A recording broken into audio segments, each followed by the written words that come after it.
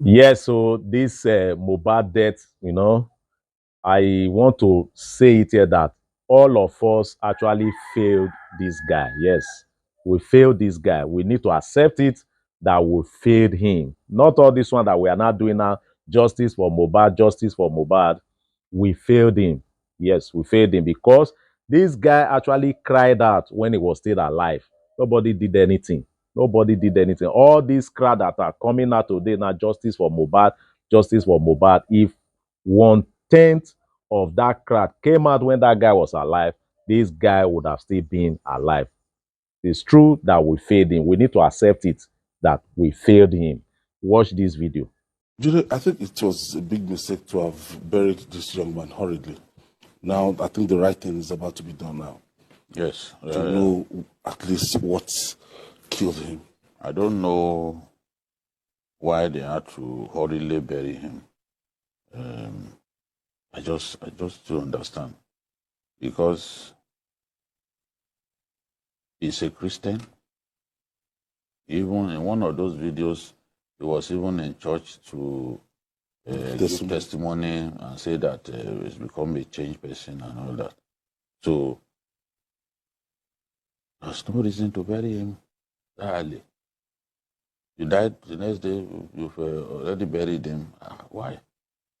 But I know that just as the police spokesperson for Lagos State, Benjamin Hundeyin, said, if there is the need to exhume his remains so that a proper autopsy can be done, he will not hesitate to do it. When a matter needs thorough investigation as this one, the autopsy is usually conducted on the death, even if the person had been buried. Remember the case of that student, the one in Elefe who died in that hotel. They had to exhume the corpse and do the needful. And this is similar in terms of the hurriedness. In terms of the hurry that attended his burial, it's a similar case.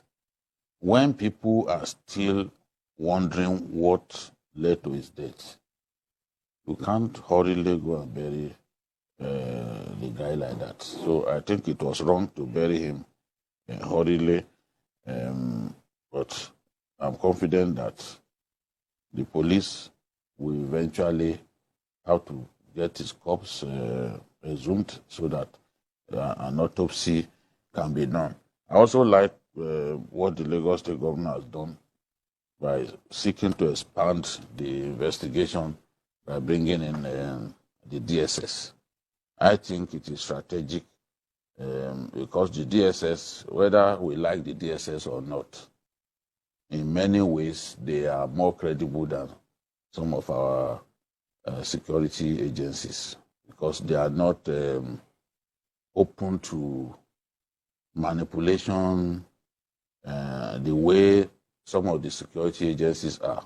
I'm not mentioning any security agency now because you see some people boasting openly that, look, the matter, nobody can do anything. This matter has been thoroughly dealt with. It's not that easy to say that about the DSS. They have not exposed themselves too much to the civil populace or even to the politicians and entertainers the way some of the security agencies have done. My worry is if this boy, as we said yesterday, if this boy wrote a letter, wrote a petition on his letterhead detailing harassment. Yes, and mentioning names of mentioning names. We failed him as a nation by not responding to the pains that he was going through. There are some of those artists today are full of regret because a lot of people knew what he was going through, how he was being stopped from performing at events, how the former label owner did his best to frustrate him, make life unbearable for him to the point that he became depressed. I was even thinking of committing suicide. You had Bella Shmurda, one of the musicians, one of our young musicians, has already spoken about how he tried to commit suicide, how he tried to jump down. I just know that at the end of the day, lessons will be learned. Nigerians will know, will have an idea of how he died, whether it is cardiac arrest or whatever. At least the investigation should be able to. Not just. Yes. And I'm happy too that you look at even the Senate. The Senate is sending a team down tomorrow, led by Senator Elisha Abu, who is of the Senate Youth Committee, Youth and Sports, to commiserate with the family, meet the family one-to-one, and then see how they can be of help. And even in Abuja, what's the place called? Fountain Park. There will be the Youth Council of Nigeria is organizing a candlelight procession for him. In a long time, Nigerians have not been pained about the death of an individual like this, but it reminds me of Bimpe Adekola's death many years ago. See the procession.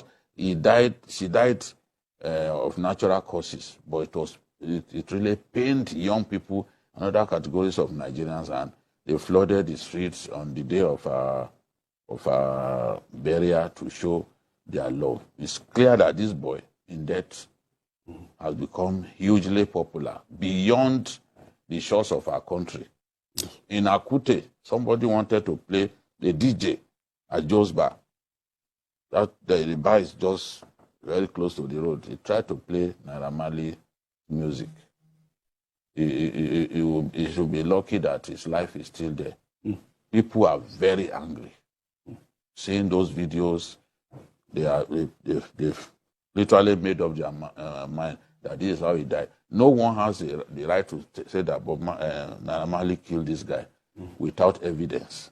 But it's the fact that there was this deep animosity between them, for some time, that is making people to be angry and all that.